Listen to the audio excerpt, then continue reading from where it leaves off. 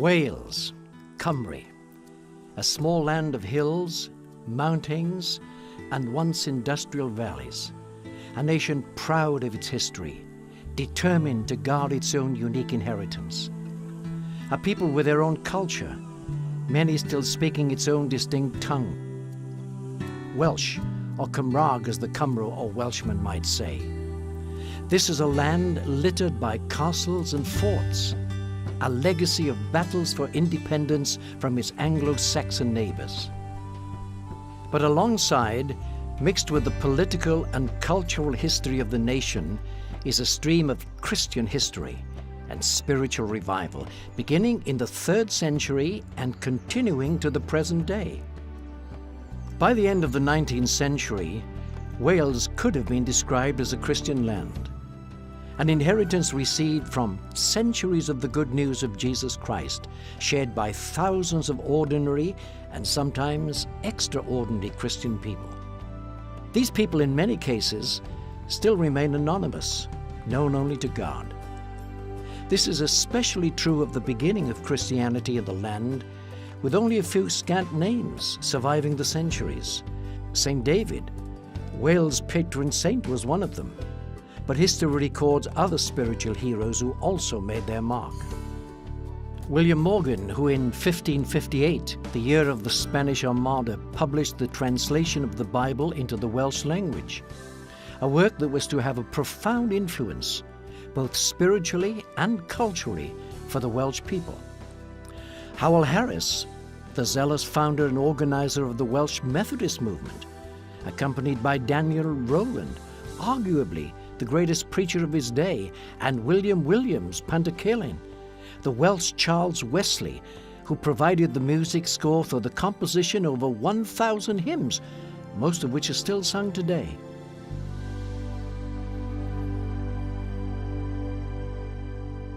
By the mid-18th century, due to the labours of these people, we have regular periods of religious revival.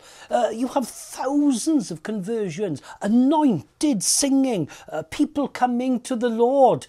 Years such as 1762, 1817, 1859 become years of revival and massive church growth. Blynyddoedd deheulaw yr arglwydd, the years of the right hand of the Lord. The 19th century becomes a gallery of well-known, famous, powerful preachers. Christmas Evans, the one-eyed preacher, the Prince of Anglesey. Thomas Charles, who started the Sunday school movement, was one of the founders, for instance, of the British and Foreign Bible Society, a great author, and of course David Morgan, the revivalist of the 1859 revival, along of course with other revivalists such as Richard Owen some years later. By the 1900s, chapels were still full, well attended. Christianity was still central to the ethos and identity of the Welsh nation. But the spark seemed to have gone out of much of the religion. The vital spark, the passion was going, and people were concerned about this. A number of people were saying that something was missing. For a long time, I was much troubled in my soul and my heart by thinking over the failure of Christianity. Oh, and it seemed such a failure. Such a failure. And I prayed and prayed, but nothing seemed to give me any relief. These are the words of a young collier from West Glamorgan. He'd left school when he was 12 years old to help his father down the mine. He was an unknown outside his village. Nobody'd really heard of him. No great preacher, no degree in theology. Yet in his 26th year, in a few weeks, he was to become one of the most talked about Christians in Wales. In a few months, stories were going to spread about him throughout the international community. His name was Evan Roberts. This is his story, mostly in his own words. Evan Roberts was born on June the 8th, 1878, the son of Henry and Hannah Roberts at Island House, Bolchamanydd on the Lough estuary. He grew up here, he played here, and he spent a lot of his time swimming in the Lough River. On one occasion, he even saved his friend from drowning in the dangerous currents. It was here that he went to church, it was here that he spent his boyhood, and later was to begin work in the local coal mine. Evan Roberts' love for spiritual things begins at an early age. He's converted when he's 13, but he decides to seek for a deeper spiritual experience after hearing a deacon in the meeting posing the question, what if the Spirit came and you were absent? I said then to myself, I will have the Spirit. And through all weather, and in spite of all difficulties, I went to the meetings. Many times, on seeing other boys with their boats on the tide, I was tempted to turn back and join them. But no. Then I said to myself, remember your resolve to be faithful. And on I went. Prayer meeting Monday evening at the chapel, prayer meeting Tuesday evenings at Pisca, church meeting Wednesday evening, Band of Hope Thursday, class Friday evening. To there I went faithfully throughout the years. Evan's dedication wasn't only a personal thing, it soon developed into a passion and prayer for national revival. For 10 or 11 years I have prayed for a revival. I could sit up all night to read or talk about revivals. It was the Spirit that moved me to think about a revival. By this time he had left the coal mine and for a number of months had worked with his uncle as a blacksmith in the nearby town of Pontarddulais. But before long his desire to see Wales spiritually awakened led him to apply to be a minister with the Welsh Calvinistic Methodist Church. But for Evan, it was grave or pulpit. So he left the smithy. Spring 1904 was a key time for him. It was a time of a much deeper experience of God. He described the experience to W.T. Stead, the well-known journalist, someone who lost his life just 8 years later in the Titanic disaster, but who's credited with bringing something new into British journalism, the interview. For a long time, I was much troubled in my soul and my heart by thinking over the failure of Christianity. Oh, and it seemed such a failure. Such a failure. And I prayed and prayed, but nothing seemed to give me any relief. But one night, after I had been in great distress praying about this, I went to sleep. And at 1 o'clock in the morning, suddenly I was waked up out of my sleep and I found myself with unspeakable joy and awe in the very presence of the Almighty God. And for the space of 4 hours, I was privileged to speak face to face with him, as a man speaks face to face with a friend. At 5 o'clock, it seemed to me as if I had again returned to earth. Were you not dreaming? No, I was wide awake. And it was not only that morning, but every morning for 3 or 4 months. Always I enjoyed 4 hours of that wonderful communion with God. I cannot describe it. I felt it, and it seemed to change all my nature. And I saw things in a different light. And I knew that God was going to work in the land, and not this land only, but in all the world. You put on paper all that you remembered of these times of communion? No, I wrote nothing at all. And it went on all the time until I had to go to Newcastle Emlyn, to the college, to prepare for the ministry.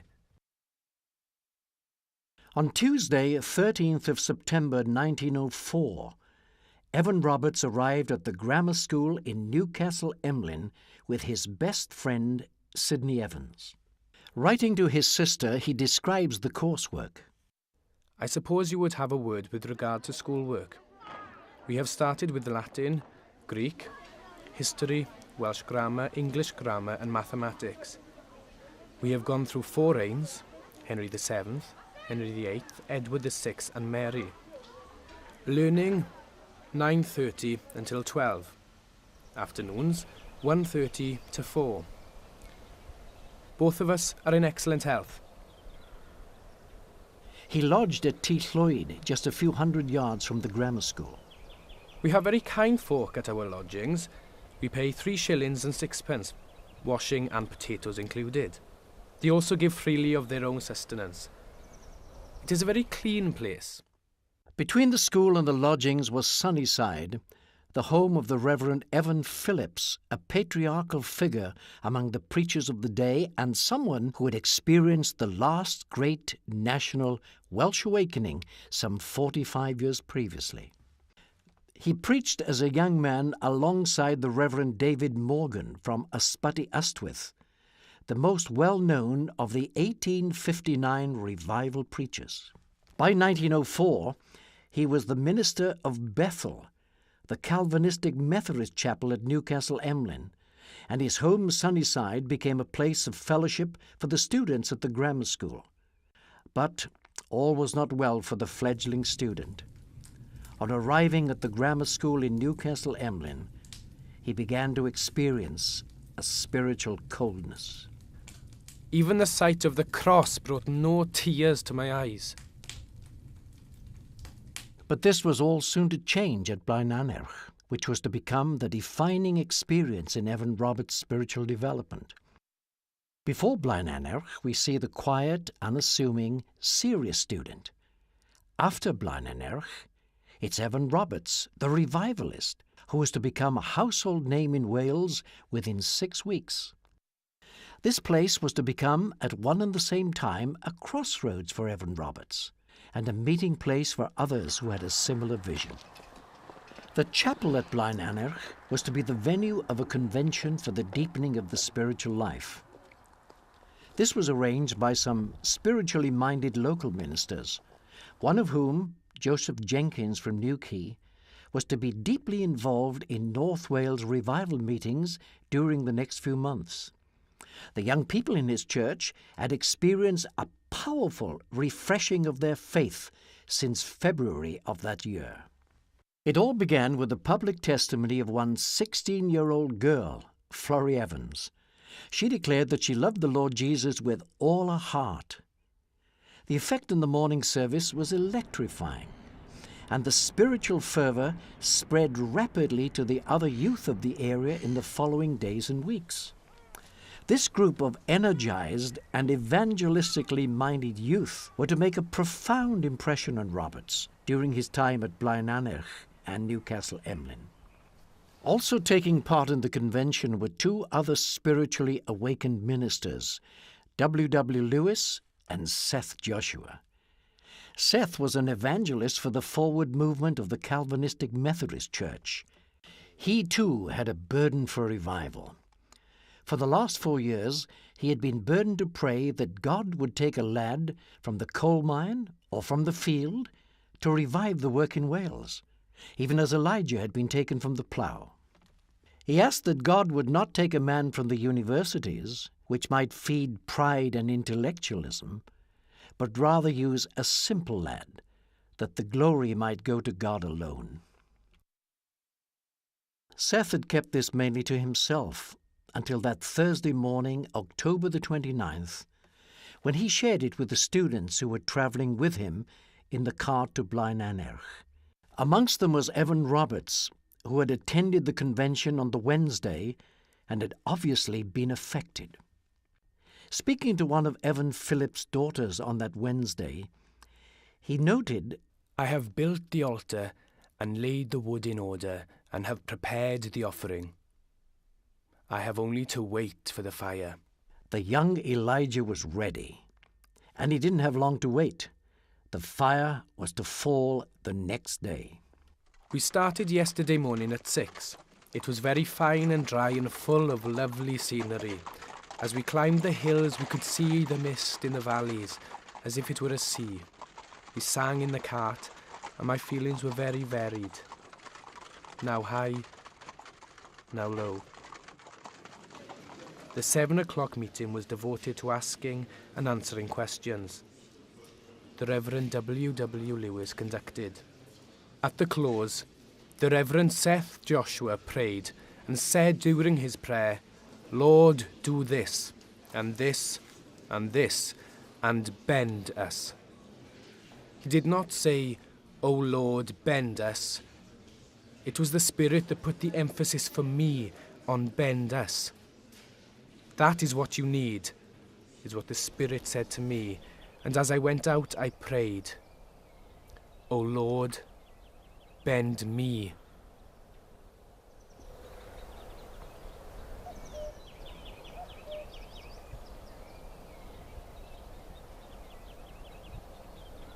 At the breakfast table in the Reverend MP Morgan's house, Mag Phillips offered me bread and butter. I refused, as I was satisfied. At the same moment, the Reverend Seth Joshua was putting his hand to take the bread and butter, and the thought struck me. Is it possible that God is offering me the Spirit, and that I am unprepared to receive him? That others are ready to receive, but are not offered? Now my bosom was quite full and tight. On the way to the 9 o'clock meeting, the Reverend Seth Joshua remarked, "We are going to have a wonderful meeting today." To this I replied, "I feel myself almost bursting." The meeting, having been opened, was handed over to the Spirit. O Lord, pour out your Spirit upon us. I was conscious that I would have to pray as one, Thank you for your presence. and the others prayed. I put the question to the Spirit. "Shall I pray now?" "Wait a minute," said he. When others prayed, I felt a living force come into my bosom. It held my breath, and my legs shivered, and at every prayer I asked, "Shall I now?" The living force grew and grew. I was almost bursting. Instantly someone ended his prayer, my bosom boiling. I would have burst if I had not prayed. What boiled me was God commending his love. I fell on my knees with my arms over the seat in front of me, and the tears and perspiration flowed freely. I thought blood was gushing forth. Mrs. Davis came to wipe my face. For about 2 minutes it was fearful. I cried, "Bend me, bend me, bend us." Then, and Mrs. Davis said, "Oh, wonderful grace." "Yes," I said, "oh, wonderful grace." What bent me was God commending his love, and I not seeing anything in it to commend. After I was bent, a wave of peace came over me, and the audience sang, "I hear thy welcome voice." And as they sang, I thought of the bending at the judgment day, and I was filled with compassion for those who would be bent on that day, and I wept. In thy precious blood that flowed on Calvary, I am coming, Lord, coming now to thee. Wash me, cleanse me in the blood that flowed on Calvary. 'Tis Jesus calls me on to perfect faith and love, to perfect hope and peace and trust, for earth and heaven above. I am coming, Lord, coming now to thee. Wash me, cleanse me in the blood that flowed on Calvary.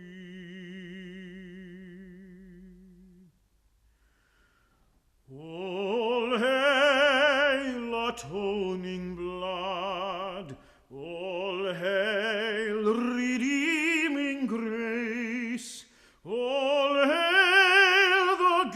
of Christ our Lord, our strength and righteousness. I am coming, Lord, coming now to thee. Wash me, cleanse me in the blood that flowed on Calvary.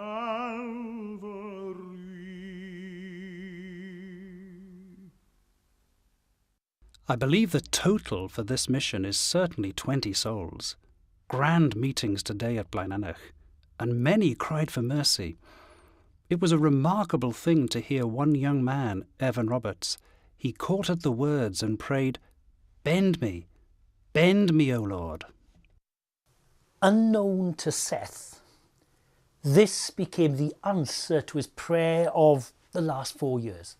That God would take someone not from the ministerial elite, not from the students of the great colleges, but would take someone from the mines or from the fields and use them. Evan Roberts becomes a changed man. Henceforth, the salvation of souls became the burden of my heart. From that time, I was on fire with a desire to go through all Wales, and if it were at all possible, I was willing to pay God for allowing me to go. Writing to a friend some days later, Evan explains, I have received 3 great blessings. First, I have lost all nervousness. Second, I can sing all day long. Some physical impediment obstructed me before. And third, I had gone as hard as flint, but diolch iddo. Thanks be to him, oh what an easy thing it is to thank now. Evan experienced increasing difficulty continuing his studies at school. On October the 28th, he wrote to his sister Mary, Spiritual things have such a hold on me. To tell you the truth, I have not done much work since I am here. I try to shake off these thoughts, spiritual thoughts, but it would have been as easy to turn back the flow of the sea. His only book becomes the Bible. John Phillips, the headmaster, son of Evan Phillips, the minister of Bethel, notes the change in Evan.